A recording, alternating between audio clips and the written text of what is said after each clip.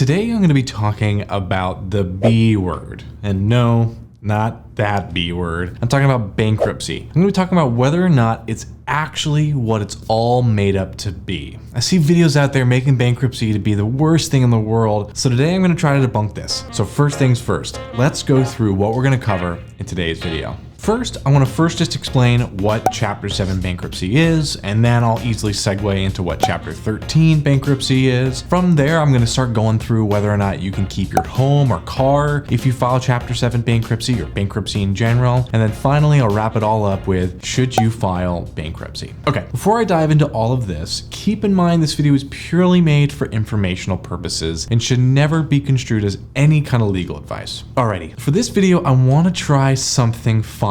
If we hit 1,000 likes on this video, I'll plan to make a video covering all of your most asked questions about bankruptcy and other debt options. All right, and always, you can always just call us at 833-272-3631. That'll go to me or someone at my team to go through any questions that you have. All right, so let's dive into what Chapter 7 bankruptcy is. So Chapter 7 bankruptcy is what I like to call the one people are most familiar with. It's the typical bankruptcy where your debt can potentially be wiped away in like 3 or 4 months, right? And the thing is, you actually may have to qualify for it and want to make sure that your assets are protected if you file. And as I mentioned earlier, I'll cover that more and whether or not your car or home would be protected if you do file a Chapter 7 bankruptcy. Okay, so how do you qualify for Chapter 7 bankruptcy? Well, in short, your annual gross income typically needs to be lower than the income threshold for your state and household size. So for instance, if you live in California and your household is, a household of 1, you'd potentially need to make less than $74,819 a year in order to qualify for Chapter 7. Now, of course, it's a bit more complicated than that, as the means test generally looks at the last 6 months of your gross income, and furthermore, it actually considers your future income as well as it determines your disposable income.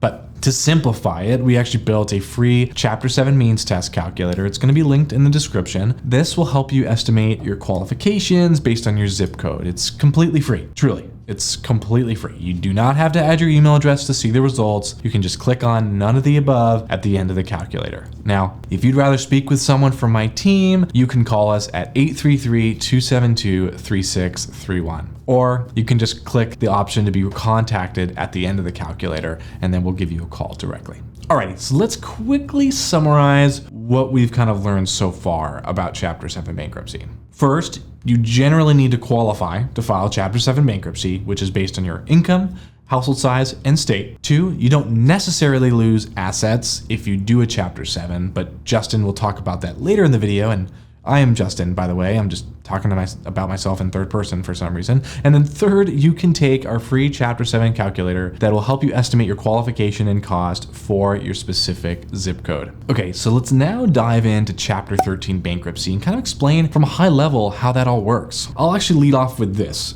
Chapter 13 bankruptcy is definitely more complex than Chapter 7. So we've actually put together a specific video that dives into the entire process. I'll link that in the description below, but for now, let's dive into it from a high level. So in simple terms, Chapter 13 bankruptcy is a disposable income-based plan where you can sometimes pay back some of the debt or all of the debt, depending on your cash flow. So you may be wondering, well, why would someone file Chapter 13 bankruptcy if they have to pay back all of the debt? Well, that's a great question. You probably want to ask the person that's doing that. No, I'm just kidding. There are definitely instances where Chapter 13 bankruptcy, where you're paying 100% back, does make sense, right? There may be an instance where someone's being sued by a creditor and, the creditor's only willing to take a lump sum settlement and they just don't have the means to pay that, but they're able to do payments over time and the creditor isn't willing to work with them, or maybe they can't file a Chapter 7 and they don't want to do any other alternatives like a debt settlement program, so they decide to do 100% Chapter 13 plan instead. Either way, it's up to you, as everyone's situation is different, but it is important to understand what the total plan payment would be if you're considering Chapter 13.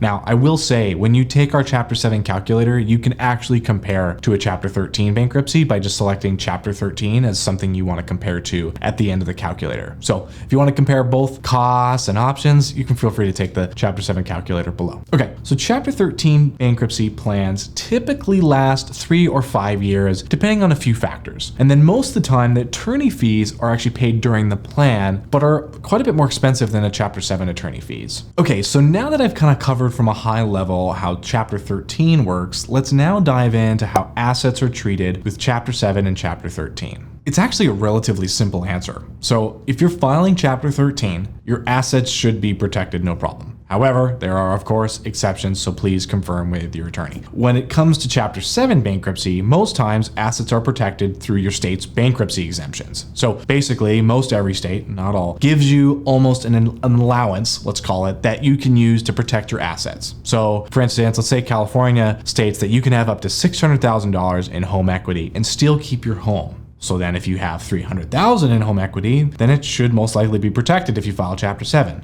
But again, confirm with an attorney, but from a high level, that's how it all works. And of course, like I've mentioned, you can call us at 833-272-3631. If you have any questions on this, we can talk to you about your specific situation too. So to wrap all this up and bring it all together, let's now talk about whether you should actually file bankruptcy. At the end of the day, it's gonna be up to you, as everyone's situation is unique. But if you're at a point where you feel like you have to start picking and choosing certain bills to pay, then feel free to take our Chapter 7 calculator linked below. It'll allow you to estimate the cost, qualification, and pros and cons of the different options. And again, I don't mean to beat a dead horse here, but you're always welcome to call us at 833-272-3631 that I've mentioned. We'll be happy